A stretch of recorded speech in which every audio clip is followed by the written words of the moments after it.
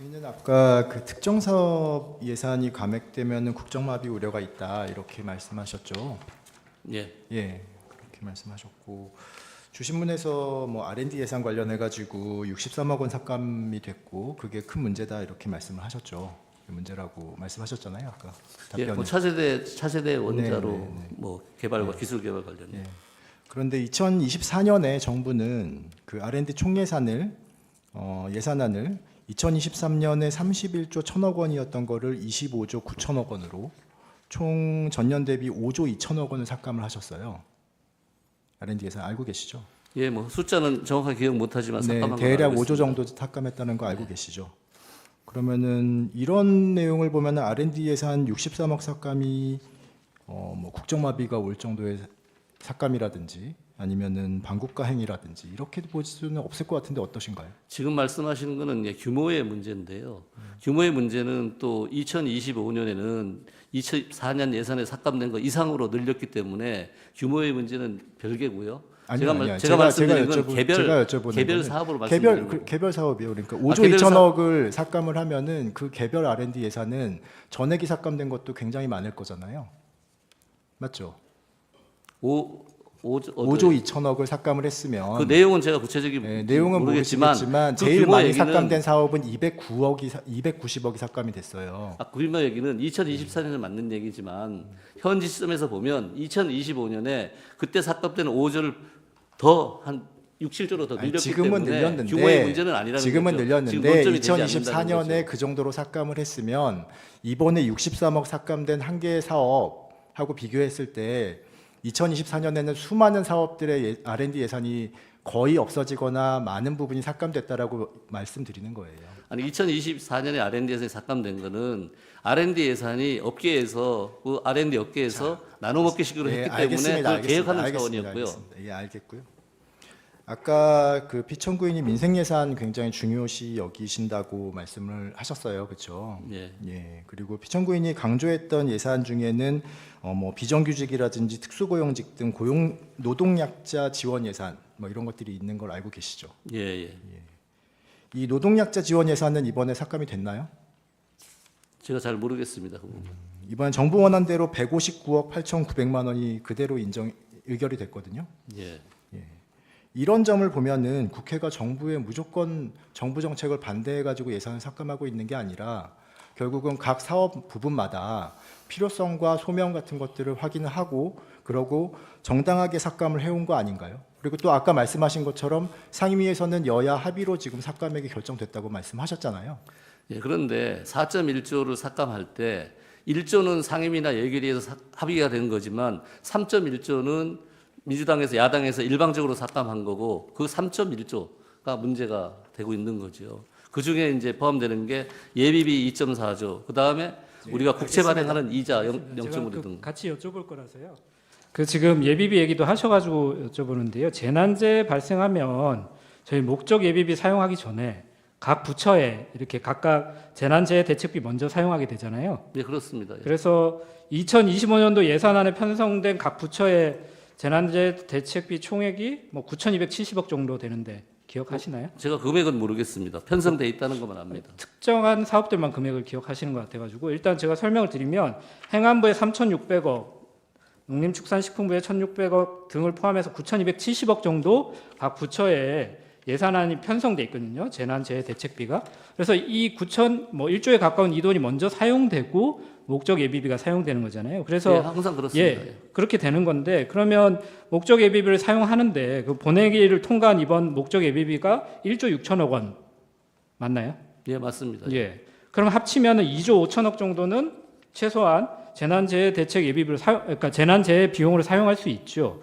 근데 2023년도 결산 자료 이게 2024년도에 전년도 예산 결산을 하게 되니까 2023년도에 목적 예비비 사용액이 얼마인지를 보니까 2,121억 원으로 나왔어요. 그러니까 2천억 원 정도만 사용하면 되는데 2023년 기준으로는 지금 목적 예비비만 해도 1조 6천억 원이 있는 거거든요. 이게 지금 부족하고 뭔가 재해가 발생하면 우리나라가 마비될 정도의 그런 상황인가요? 제가 아까 말씀드린 거는 재난 예비비에 대해서는 제가 태풍이나 큰 네. 재난이 나왔을 때 문제라고 말씀드렸고 그 외에는 말씀 안 드렸습니다. 제가 말씀드린 거는 네. 일반 예비비 0.8조 가지고는 그러면 제가 충당이 안 된다는 이야기는 거고 일반 예비비 감액이 중요하고 재난 예비비는 사실은 이런 제도가 좀 마련돼 있다 이렇게 이해하면 될까요? 아니 재난 예비비도 더 구체적으로 제가 말씀 안 드렸었는데 들어가 보면 짧게만 부탁드립니다. 들어가 보면 국회에서 예산 의결 최종적으로 본회의에서 12월 10일에 하면서 네. 그 뭐 예결위에서 부대 의견으로 들어가 있는 경우 아니 제가 질문 드리는 거는 아니 제 예비비가 네. 1.6조인데 네. 거기 어떻게 되어 있냐면은 고등 학교 무상 교육에 네. 법안이 개정되면 네. 부천 한 1조 가까이를 거기다 먼저 쓰고 네. 목적 예비비에서 네. 쓰고 그다음에 5세와 무상 교육에 관련되는데 2천 몇백을 써라 1.6조를 가지고 네. 그러면 그게 자, 쓴다 그래서 그러면 제가 남아 여쭤보는 있는 게 남아 있는 게 4, 5천원밖에 안 지금 됩니다. 잠시만요. 4, 5천 남았다 그랬잖아요. 근데 2023년도에 목적 예비비 사용액이 2천억이에요. 그러면 4, 5천이 뭐 나중에 부족해질 수는 있지만 지금 비상계엄 선포 담화문에 재난재 예비비 1조 원 깎았으니까 이거는 예산 폭호고 반국가 세력이다 이렇게 말할 수는 없는 거 아닌가요? 아니 그게 그걸 말씀드리는 거고요. 태풍이나 이런 게 나오면 네. 부족해서 대응이 안 된다는 그러면 거죠. 목적 예비비 사용한 후에도 부족하면 재대책 국고 채무 부담행위 이런 뭐 한 1조 5천억 정도 이렇게 활용할 수 있죠. 뭐 다 쓸 수 있습니다. 예. 쓸 수 있죠. 예, 알겠습니다. 특활비 관련해서 좀 몇 가지 여쭤볼게요. 그 아까 집행 내역하고 증빙이 필요하다는 것 자체를 별로 동의를 안 하시는 걸로 이해하면 될까요? 말씀하신 게 내역이나 증빙이 필요하지 않다 특활비에 대해서는. 내역이 사용 일시, 사용 금액 이것만 이런 이제 거는 그냥 적어내면 된다. 예, 예. 예. 근데 그 증인 법원에서 검찰총장, 서울중앙지검장이 쓴 특수활동비, 특정 업무 경비 등의 사용 내역 이게 이제 아마도 피청구인이 2017년부터 2019년 사이에 검찰총장하고 서울중앙지검장에 재직하던 시기였던 것 같아요. 이 시기에 쓴 특수활동비와 특정 업무 경비 등의 사용 내역과 지출 증빙 자료를 공개하라 이런 판결을 선고했고요. 대법원 2020도 69728 판결에서 이게 심리불속행으로 확정된 사실 혹시 알고 계신가요? 뭐 그건 잘 모르겠습니다. 그러니까 취지는 특수활동비나 특정 업무 경비에 대해서도 지출 증빙을 요구하면 공개를 해야 된다라는 법원의 판결이 있다는 거죠. 이런 잘 모르셨다는 거죠? 아니 저는 제가 이해하기로는 네. 특정 업무 경비는 다릅니다. 특수활동비만 보면 네. 특수활동비는 아니, 지출 특수활동비에 일시와 금액을- 대해서도 이렇게 공개하라는 판결이 있었는데 그건 잘 모르신다는 것만 아니, 그 확인을 부분은 하면 제가 모르겠고요. 네네, 우리가 알겠습니다. 보통 네. 일시하고 금액을 네. 공개하면 그러면 되는 걸로 이렇게 좀 돼 있습니다. 비교해서 한번 여쭤볼게요. 이번에 국회 예산안 심사 과정에서 대통령 경호처하고 국세청은 특수활동비와 특정 업무 경비가 집행 내역이 소명됐기 때문에 여기에 대해서 정부안대로 예산이 확정됐죠. 대통령 경호처. 네, 알고 있습니다. 그렇게. 그러면 대통령 경호처는 집행 내역이 특수활동비에서 소명이 되는데 대통령 비서실하고 감사원이나 검찰은 왜 소명이 안 되는 걸까요? 왜 국회에서 이런 집행 내역을 따로 소명 자료를 요구하는 걸까요? 그게 고도의 기밀을 요하는 그런 활동비이기 때문에 사건이나 수사 등 아니, 국정 수행 그렇기 대통령 때문에 경호처는 별로 아니, 기밀하고 상관없나요? 경호처보다는 더 네. 비서실이나 이런 쪽이 더 뭐 강도가 높다고 볼 수도 있겠죠. 조금 근데 제가 그 업무를 전체 담당하지 않기 때문에 전반적으로 평가하기 어렵다는 예, 말씀이신 거죠? 모르겠지만은 제가 아니, 전체를 아까 담당하는 건 아니니까. 특수활동비에서 굉장히 잘 아시는 것좀 말씀하셔가지고 그러니까 특수활동이 여쭤봤던 건데. 일반적으로 제가 예산하면서 알겠습니다. 취득했던 그런 지식이고요. 알겠습니다. 그러면 제가 그 입법권 남용 관련해서 아까 뭐 여러 가지 또 그 거부권 뭐 제2요구권 관련해서 뭐 의견을 좀 말씀해 주셔가지고 근데 혹시 그 이런 기사는 많이 나와서 아실 것 같은데요. 1987년 민주화 이후에 여러 대통령들이 거부권 행사를 했는데 최근을 보면 뭐 이명박 대통령은 한 건, 박근혜 대통령 두 건, 문재인 대통령 한 건이었던 걸로 보이고요. 김대중, 김영삼 대통령은 없었고 노무현 대통령 6건 정도. 근데 지금 피청구인이 25번 제2요구권 행사했거든요. 여기에 대한 사실 왜냐하면 증인이 이 많은 정부에서 다 일하셨잖아요. 정부 정책을 담당했던 사람으로서 이게 이런 25번의 제2요구권 이른바 거부권 행사가 일상적이지 않다는 건 뭐 평범하지 않다는 거에 대해서는 인식하고 계시죠? 그게 역으로 해석을 하면 어떤 지금 말씀인지는 알겠어요. 역으로 해석을 야당이 하면 야당이 네. 다수의 야당이 네네. 그 부담이 많은 알겠습니다. 재정 부담이 많아가는 법안을 네. 발의를 한 거죠. 근데 제가 말씀드린 여러 대통령들은 증인께서 잘 알고 있다시피 여소야대 상황이 얼마든지 반복됐던 정부들이에요. 그럼에도 불구하고 그렇게 그렇게까지만 법안 말씀을 발의하지 드리고요. 않았습니다. 네.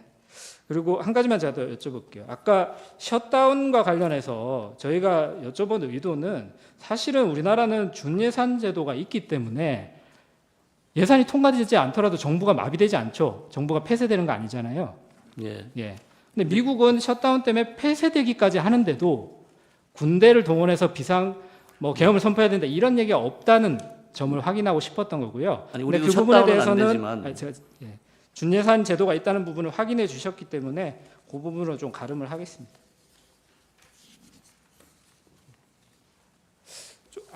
아까 경제 상황과 관련해서 말씀하셔가지고 제가 좀 그 부분을 좀 여쭤보고 싶은데요. 박근혜 그 탄핵 이후의 경제 상황, 아까 증인께서 경제 상황이 어떻게 될 거다라는 의견을 좀 말씀해 주셔서 제가 같은 의견을 좀 묻고 싶은데요. 2017년 3월 10일에 박근혜 대통령 탄핵 결정 이후에 3월 달에 국제신용평가사 무디스가 발표한 한국의 국가 신용도 전망 보고서에서 이런 얘기를 했다고 합니다. 지난해 10월부터 정치 스캔들로 시작된 한국의 혼란이 탄핵으로 한 단계 끝났다. 헌법재판소가 만장일치로 박 전 대통령 탄핵을 결정하면서 한국이 새 대선을 치르게 됐고 이는 한국의 신용도에 긍정적이라고 평가한 사실 혹시 기억하시나요? 아니요, 기억 못합니다. 알겠습니다. 그러면 최근의 일을 여쭤볼게요.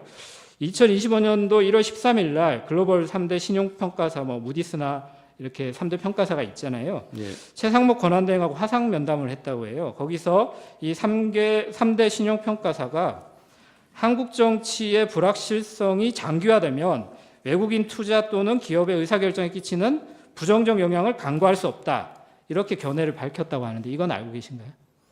예, 제가 알지는 못하지만 네. 그건 틀린 얘기는 아니라고 생각합니다. 예, 그래서 같은 취지에서 질문을 좀 드리고 싶은데요.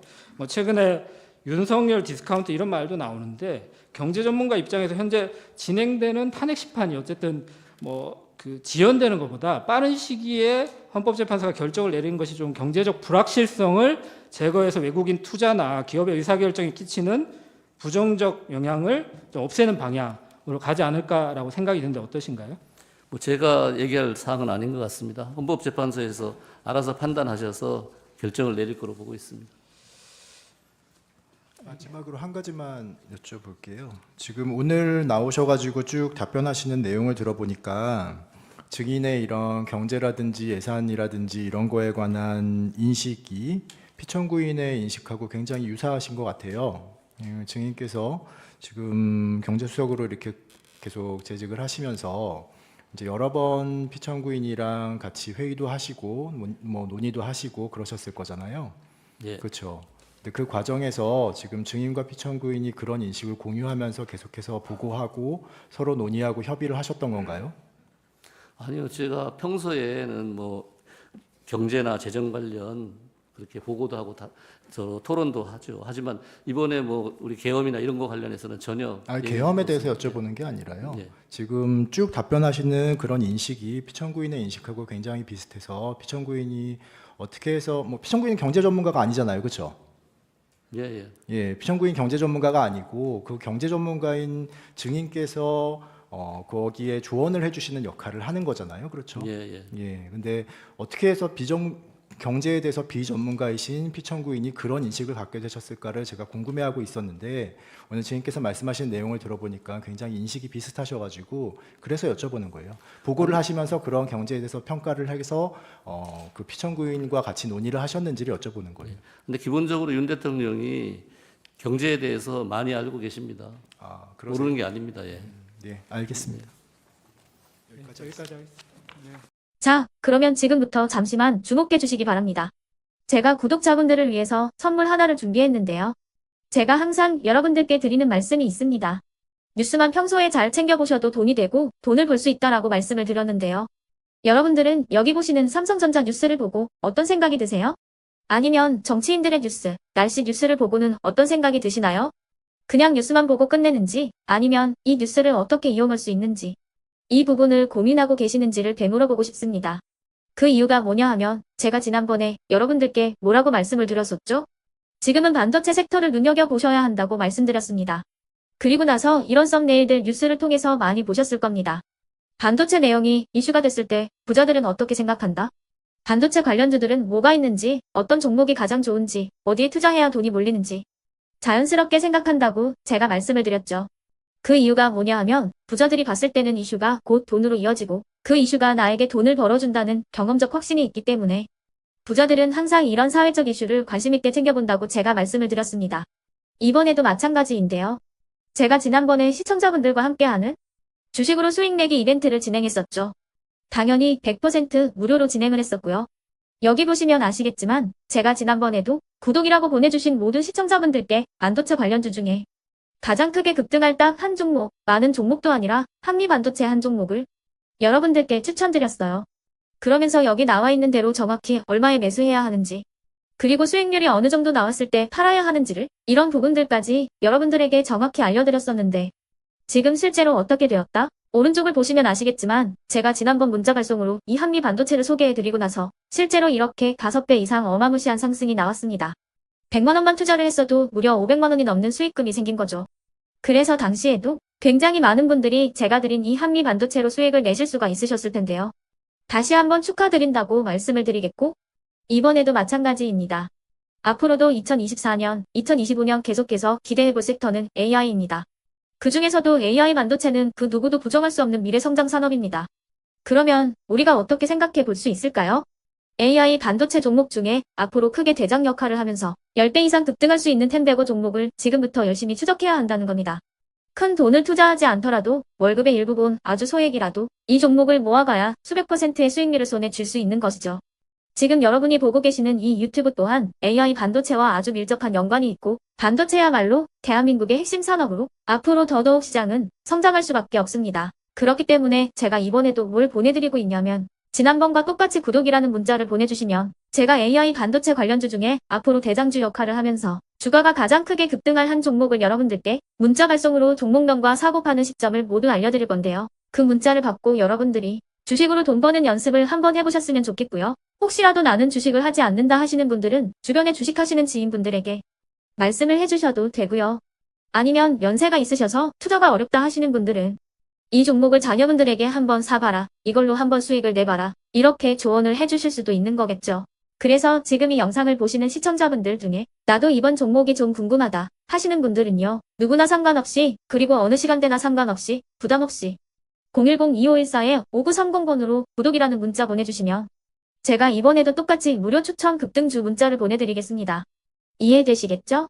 제 번호 010-2514-5930번으로 구독이라는 문자 보내주시면 여러분들이 직접 이슈를 통해서 돈 버는 연습을 해보실 수가 있는 거고 제가 돈을 받는 것도 아니고 투자를 대신해 드리는 것도 아니기 때문에 부담 없이 신청해 주시면 되는 겁니다. 그리고 수익이 나면 저는 다른 것은 하나도 바라지 않습니다. 제 채널에 구독, 좋아요 한 번씩만 눌러주시라 이렇게 다시 한번 말씀을 드리겠습니다.